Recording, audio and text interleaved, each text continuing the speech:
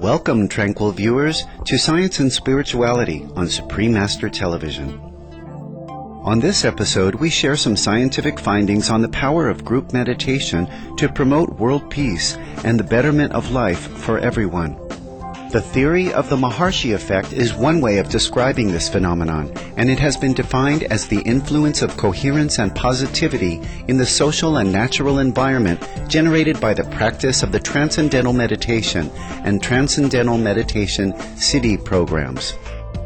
Maharshi Mahesh, yogi of India, first proposed this hypothesis.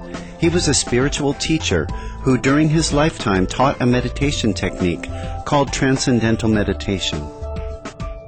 He started the Transcendental Meditation or Spiritual Regeneration movement in 1957 in Chennai, India, after which his teachings began to spread to other parts of the world.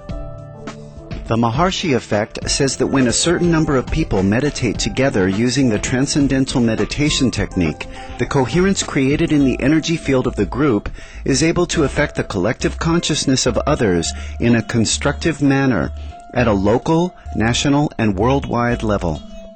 The Maharshi effect stated that if just 1% of a community's population practiced transcendental meditation, the unified field or calming energy generated by that group would reach out and influence the rest of that community's population, resulting in increased peace and harmony. He also stated that if a group practiced his more advanced Transcendental Meditation Siddhi program, only the square root of 1% of the population would be needed to participate to create the same effect.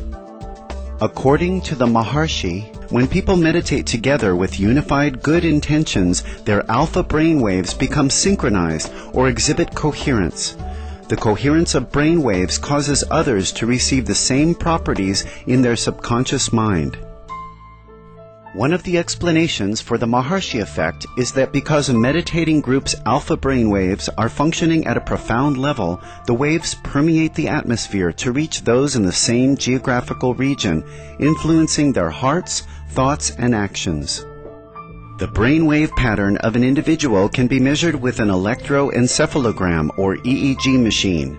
An EEG machine can detect different brainwave patterns known as beta, alpha, theta, and delta.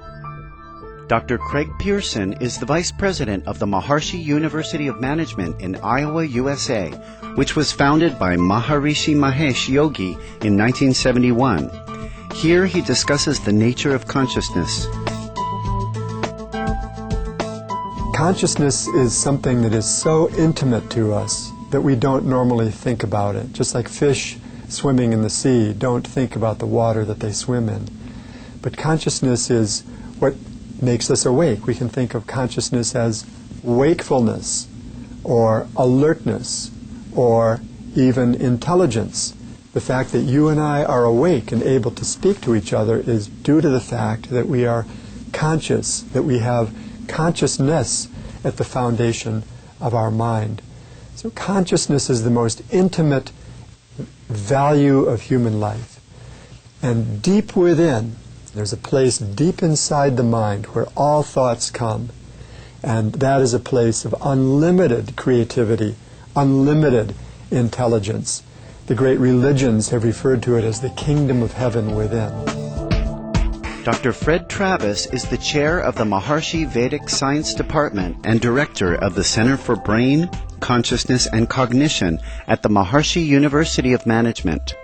For the past 20 years, he has researched the evolution of the human brain and investigated the nature of consciousness. This Maharshi effect has been documented in scientific experiments. There have been over 600 studies conducted at over 250 independent universities and research institutions in 30 countries. Dr. Travis now elaborates on one such study done in Washington, D.C., the capital of the United States, which was published in a leading sociology journal called Social Indicators Research. And in 1993, we did a similar thing in Washington, D.C., where we ended up bringing over 4,000 people to Washington, D.C.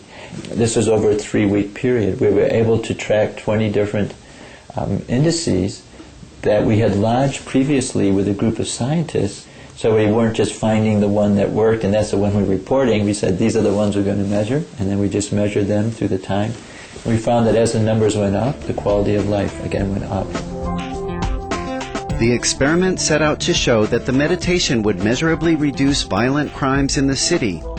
With other possible factors controlled for, such as weather, amount of daylight hours, prior crime trends, etc., it was found that in the last week of the experiment, where the number of people participating in the group meditation was at its maximum, such crimes dropped by nearly 25%. The statistical probability of getting this result was calculated to be less than 2 in 1 billion. Carl Jung, a famous Swiss psychiatrist, introduced the concept of collective subconscious in 1916.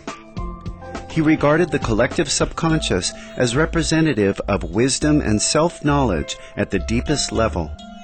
The following is one of his famous quotes on the underlying connection between all of humanity. Our personal psychology is just a thin skin, a ripple on the ocean of collective psychology. The powerful factor, the factor which changes our whole life, which changes the surface of our known world, which makes history, is collective psychology, which moves according to laws entirely different from those of our individual consciousness. We will soon return with more regarding the power of group meditation and the Maharshi effect. Please stay tuned to Supreme Master Television.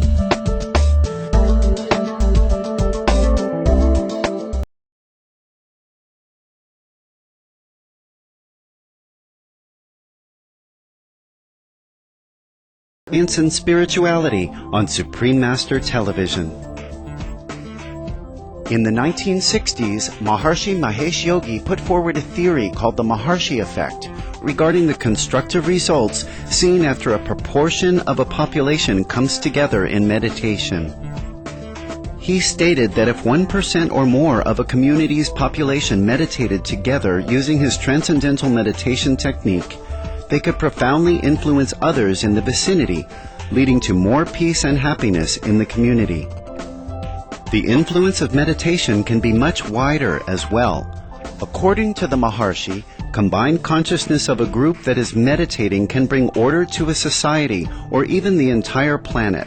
If enough people are meditating in unison, meaning a critical mass is reached, the collective consciousness of others will fall into place and they will become more loving in speech, thoughts, and actions. Dr. Craig Pearson, Vice President of the Maharishi University of Management, expounds once again on the nature of consciousness and its relation to the Maharshi effect. Pure consciousness is actually the field of creativity and intelligence that gives rise to and sustains the entire earth, the entire cosmos. So that means that what we're waking up in our awareness is that unified field of all the laws of nature. So it's a discovery whose implications for human life are really unimaginable, that deep within our own awareness we have access to nature's unbounded intelligence. This is the key to bringing life into harmony with natural law. And bringing life into harmony with natural law is really the only way that we'll find solutions to the problems of our planet. This is the towering discovery of our faculty. And there are many others in specific applications of this discovery of consciousness in the unified field and the different academic disciplines. But this is the great one. And the one that stands alongside that is the discovery of what we call the Maharshi effect. And the scientists here, our own faculty who discovered that and who've continued researching that, have called that the Maharshi effect in honor of our founder Maharshi, who predicted it in the 1960s. And our faculty have led research projects demonstrating the effectiveness of this in reducing crime, even reducing warfare, reducing international terrorism. So these two discoveries go hand in hand, the discovery of consciousness as the unified field of all the laws of nature, and the ability of groups to enliven that field and create peace in the world. So for the first time in world history, thanks to these discoveries by our faculty, we actually have a technology of peace. We can create peace in the world It's just a matter of support to bring groups together sufficiently large to create this influence for the whole human race. A study has been done regarding the Maharshi effect and international relations. It was hypothesized that the Maharshi effect could cause the United States and the former Soviet Union to have a more cooperative relationship. A group meditation was conducted at the Maharshi University of Management, with the number of participants being at least the square root of 1% of the population of the United States at that time. In the months following the gathering, the actions between the two nations became more constructive as benchmarked against their relations between 1979 and 1986. In 1990, the results of this experiment were published in Proceedings of the American Statistical Association, a compilation of papers presented during the annual meeting of the association. Dr. John Davies is currently co-director of the Partners in Conflict and Partners in Peacebuilding projects and senior associate with the Center for International Development and Conflict Management, or CIDCM, at the University of Maryland, USA. He has many years of experience in psychology, peacebuilding, and conflict management. Dr. Davies believes in the power of meditation. In an interview with the magazine Yoga International, he related a story of how an expert psychiatrist, Professor Tony Nader, taught a group of people to meditate in a Lebanese village in the Shuf Mountains in 1981. At the time, the area in which the village was located was highly unstable and was in a conflict zone. When the number of people meditating reached a critical mass, which was about 1,200 people, or 1% of the village population, bombs stopped falling around the village. In the mid-1980s, in collaboration with the Maharshi University of Management, Dr. Davies and others conducted a study to show that the Maharshi effect could bring peace to Lebanon, which was still experiencing conflict at the time. A group meditation was conducted in Jerusalem, Israel for 2 months. Group meditation was also conducted in Lebanon and in other nations for approximately 2 years, with several thousand persons participating. The researchers found that even when they controlled for other variables such as weather, religious holidays, the number of people meditating, and police activity, there was a 40 to 80% decline in violence in Lebanon during the periods of collective meditation. The result was replicated 7 times during a period between 1983 and 1985. The study was later published in the well-respected Journal of Conflict Resolution. To close, the results from experiments testing the Maharshi effect demonstrate that peace truly comes from within, and that when we are all unified in purpose, such as in desiring a loving world, global peace truly can be accomplished.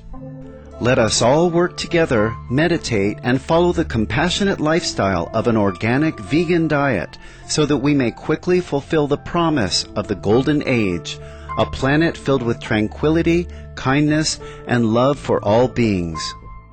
Thank you, gracious viewers, for your company on today's episode of Science and Spirituality. Coming up next is Words of Wisdom, right after noteworthy news. May you enjoy everlasting peace of mind.